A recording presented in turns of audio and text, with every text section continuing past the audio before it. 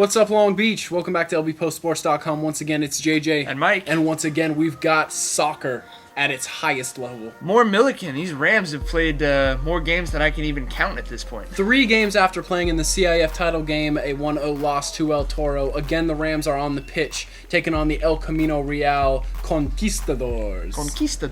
The city section champion, actually. The LA City section champion? Yes, a very good team, a very disciplined team, just like the Rams. And you could see that both of these teams were similar in the early going.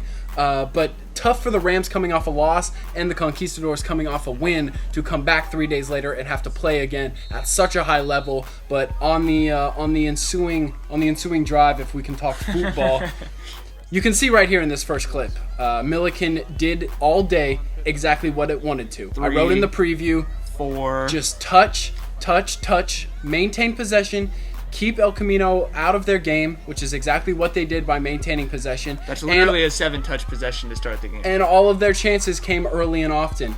Number 19 right there, Melendrez, got his first chance here, got a second chance just a couple minutes later, working on the outside. Preciado finds Melendrez at the top.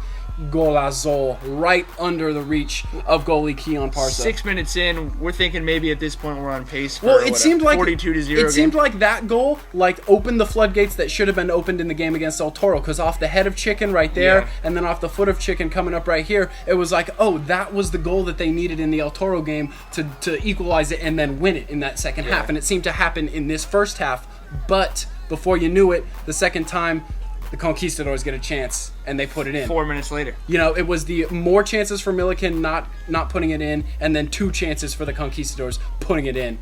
Yeah, that's right. And Millikan, like you said, they did pressure thoroughly. Give credit to Keon Parsa, the goalie for the Conquistadors. He is long. He really, I don't think I've seen a goalie defend the top of the crossbar better against Millikan this season.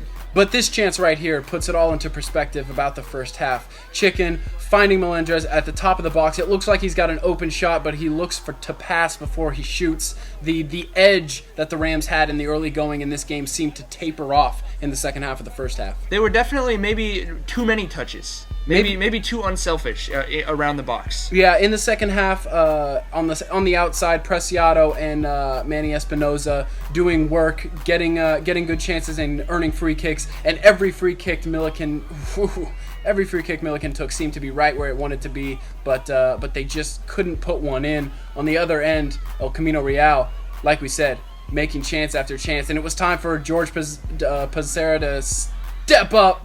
Georgie boy, look at that. Amazing, yeah. I don't even know what you call that in hockey. A left skate save. Kick save and a beauty. Another touch save right there for George. To be honest, El Camino should have won in the latter minutes of the second half because of how many times they put the ball on George. Right. But George stepped up and took them to overtime 1-1, a 15-minute golden goal.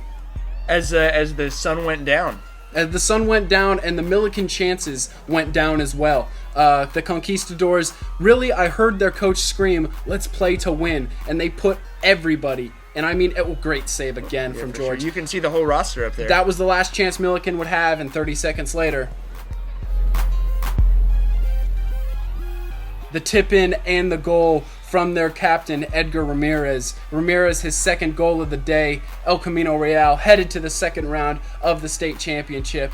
Millikan, like we said, had their opportunities to put this one away multiple times, especially in the first half of the second half, but it was not meant to be, and once again, Millikan was on the losing side of a 1-goal decision. But it's good they got to play one more home game, got a chance for the home crowd to give them one last round of applause. Congrats to the Rams, of course, on a great season. Talented group of seniors. Talented group of seniors, tough for those seniors. One last chance to talk to Peck, and Peck told him, hey, they beat us, but they didn't outplay us. And that's something the Rams can hang their hats on.